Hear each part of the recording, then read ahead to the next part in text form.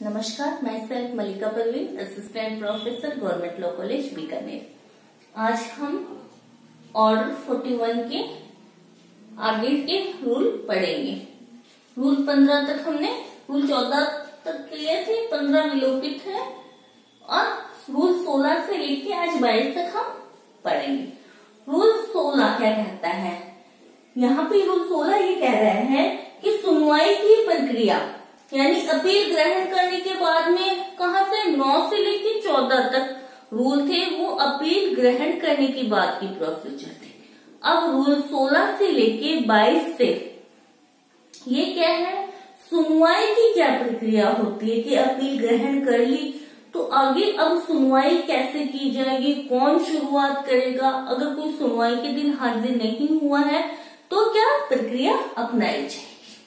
तो रूल 16 कह रहे हैं कि शुरू करने का अधिकार सामान्यतः जैसे वाद में वादी को अधिकार होता है वाद में शुरू करने का, ऐसे ही अगर सुनवाई के दिन या कोई तारीख स्थगित कर दी है बाद में और सुनवाई की तारीख दिन निश्चित हो गया तो उस सुनवाई के दिन अपील की शुरुआत करने का अधिकार किसका होगा?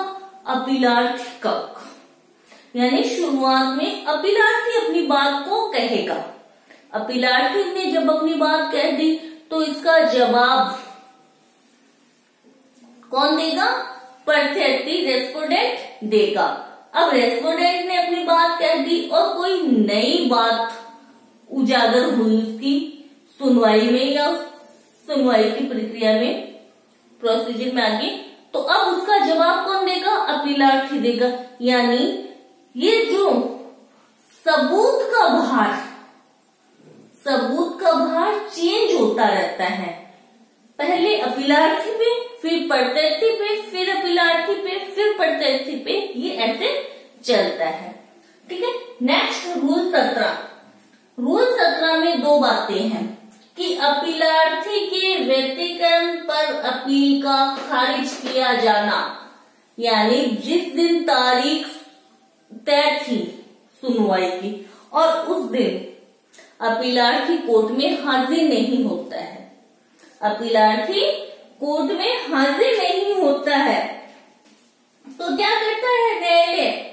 सुनवाई स्थगित कर दी जाती है और स्थगित सुनवाई वाले दिन भी अपीलार्थी कोर्ट में हाजिर नहीं हुआ तो न्यायालय क्या करता है?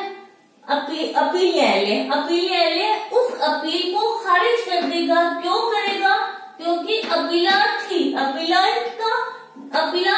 डिफॉल्टर है, अपीलांट की गलती है कि उस दिन उसने जिस दिन सुनवाई की तारीख थी, जिस दिन सुनवाई की जानी थी या स्थगित की थी और उस दिन आगे तारीख निश्चित की, उस दिन भी अपीलार्थी कोर्ट में स्वयं अपनी गलती के कारण डिफॉल्टर है वो और हाजिर नहीं होता है तो न्यायालय क्या करता? अपील न्यायालय उस अपील को खारिज कर देगा, उस अपील को खारिज कर देगा।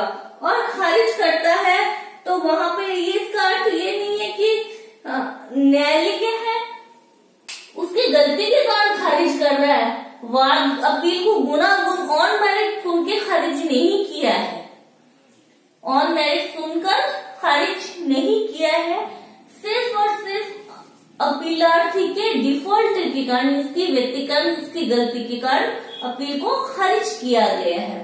फिर आता है सेकंड पॉइंट, यहाँ पे कौन सा गलत था? फर्स्ट में अपीलार्थी, सेकंड अपील की एक पक्षीय सुनवाई, यानी जिस दिन अपीलार्थी को हाजिर होना था उसी दिन प्रत्यार्थी को भी हाजिर होना होता है कोर्ट में।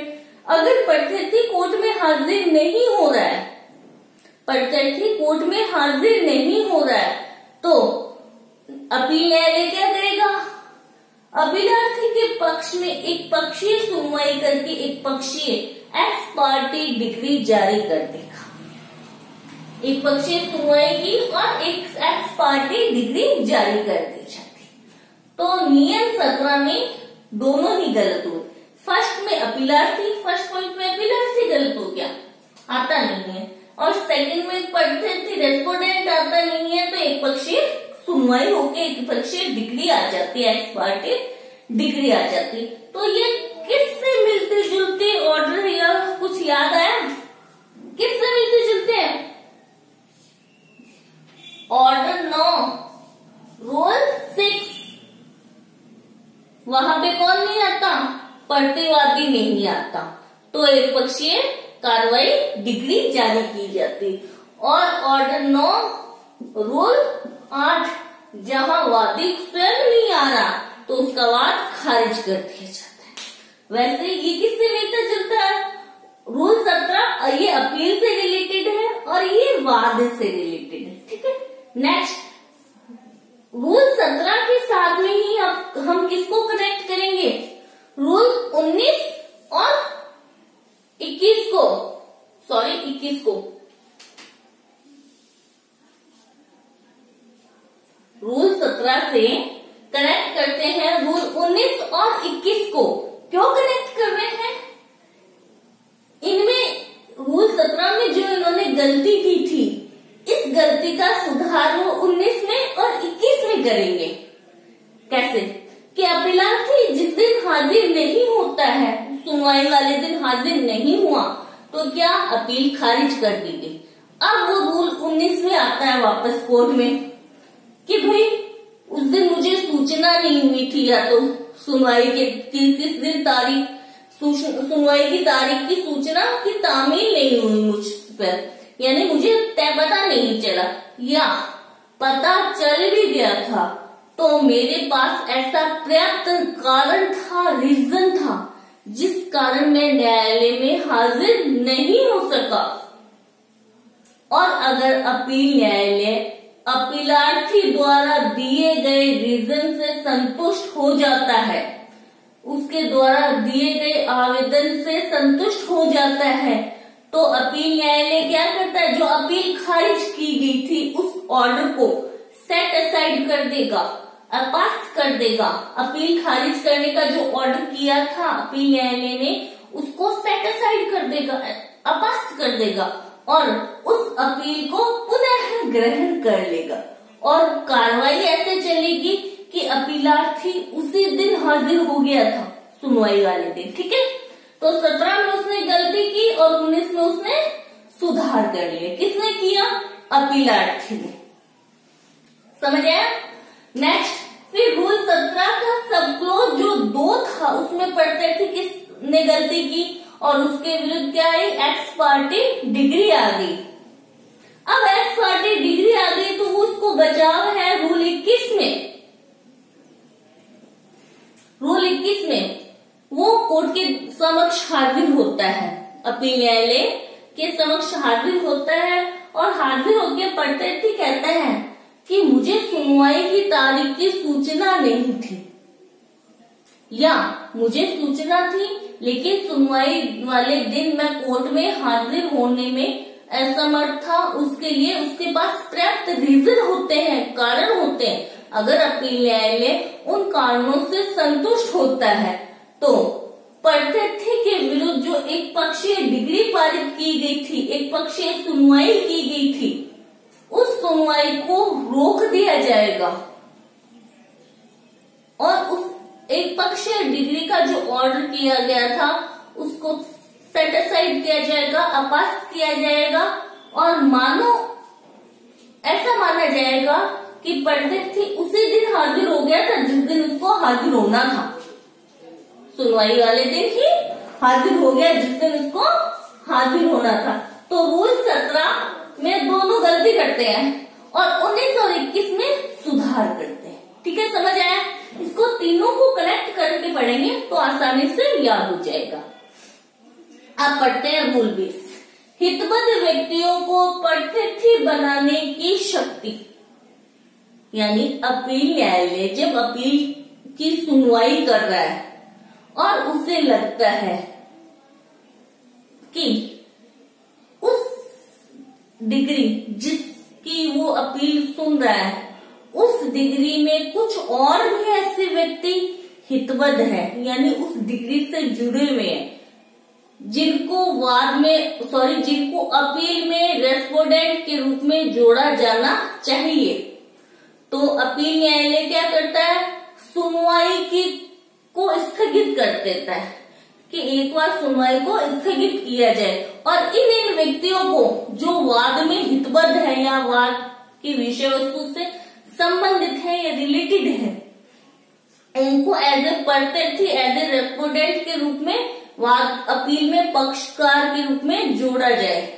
तब तक अपील न्यायालय कार्रवाई सुनवाई को स्थगित करेगा और जिनको वो हितबद्ध समझता है उन्हें प्रत्यर्थी के रूप में अपील न्यायालय जोड़ सकता है, ये उसकी पावर है। परंतु कब जोड़ सकता है?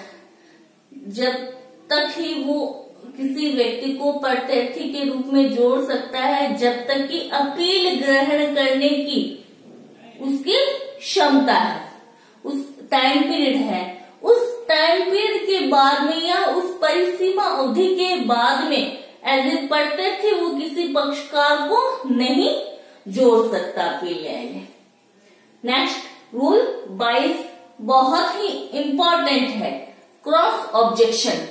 क्रॉस ऑब्जेक्शन या इसको बोलते हैं प्रत्याक्षेप।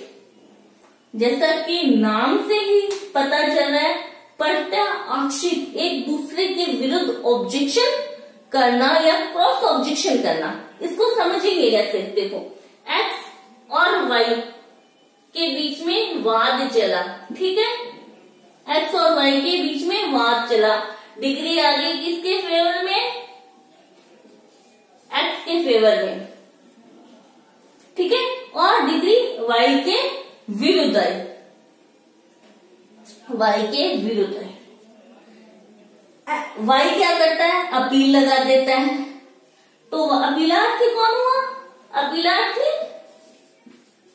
वाई हो गया, अपीलार्थी वाई हो गया। अब वाई ने अपील फाइल कर दी, अब इसका प्रत्यर्थी कौन हुआ? एक्स हो गया। लेकिन जो डिग्री एक्स के फेवर में आई उसमें कुछ ऐसे बिंदु थे जिन पर अपील करने का अधिकार एक्स का भी था।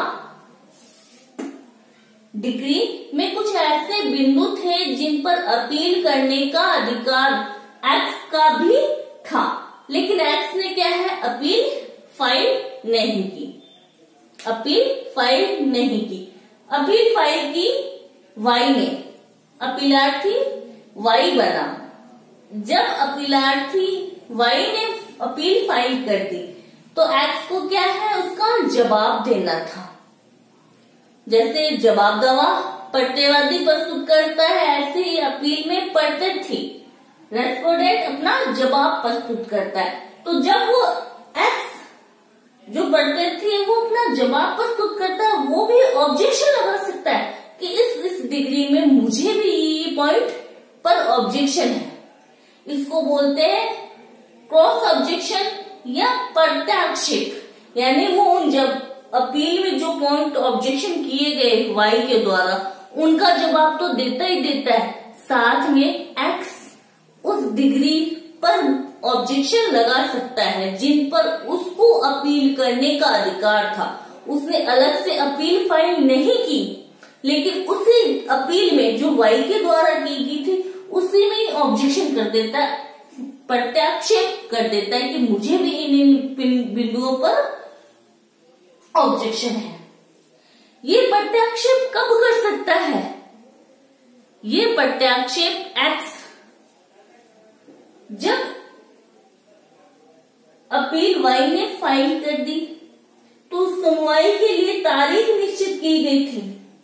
एक्स को जवाब देने, प्रत्यर्थी को जवाब देने के लिए तारीख निश्चित की गई थी। यानी अपील की तामील होने, अपील की सुनवाई की तामील होने, जिस दिन एक्स को सुनवाई की तामील होगी कि इस दिन कोर्ट में हाजिर होना है, तामील होने की दिनांक से 30 दिन के भीतर वो अपना क्रॉस ऑब्जेक्शन या प्रत्याक्षेप न्यायालय में, अपील न्यायालय में फाइल कर सकता है। ठीक है, क्रॉस ऑब्जेक्शन का प्रभाव ये होता है, वो अलग अपील के समान दो समांतर अपीलें चलती है। एक तो वाई ने एक्स के विरुद्ध किए है और एक्स ने जो क्रॉस ऑब्जेक्शन किया वो भी एक अपील की तरह समांतर चलेगी, दो अपीलें समांतर चलती है। अगर मूल अपील जो वाई द्वारा की गई थी अगर वो खारिज भी हो जाती है किसी कारण से, तो एक्स के द्वारा जो क्रॉस ऑब्जेक्शन वाली प्रत्याक्षेप वाली जो अपील थी वो खारिज नहीं होगी, क्योंकि दोनों समांतर चलती है, जुड़ी हुई नहीं। अगर मूल अपील खारिज भी हो जाती है तो क्रॉस ऑब्जेक्शन वाली कार्रवाई नहीं रुकेगी, प्रत्याक्षेप की कार्रवाई नहीं रुकेगी। प्रत्याक्षेप कौन कर सकता है? जिसके फेवर में डिग्री आई है, अगर उसे भी कुछ ऑब्जेक्शन है तो वो क्रॉस ऑब्जेक्शन कर सकता है। सीधी सी बात है, क्रॉस ऑब्जेक्शन कौन कर सकता है? जिसको अपील करने का अधिकार होता है लेकिन उसने अपील तो नहीं की, तो वो अपील के बचाव में क्रॉस ऑब्जेक्शन कर सकता है। प्रत्याक्षेप क्यों किया जाता है, इसका उद्देश्य क्या है? ये अपील के वो भी अपील करेगा, ये भी अपील करेगा, दोनों एक्स वाई अगर एक दूसरे के विरुद्ध अपील करे तो अपीलों के अंबार लग जाएंगे, यानी न्यायालय की कार्रवाई को रोकने के लिए या उसको कम करने के लिए क्रॉस ऑब्जेक्शन या प्रत्याक्षेप का प्रोविजन उपलब्ध करवाया गया है। इसके आगे के रूल हम नेक्स्ट वीडियो में पढ़ेंगे। Thank you so much.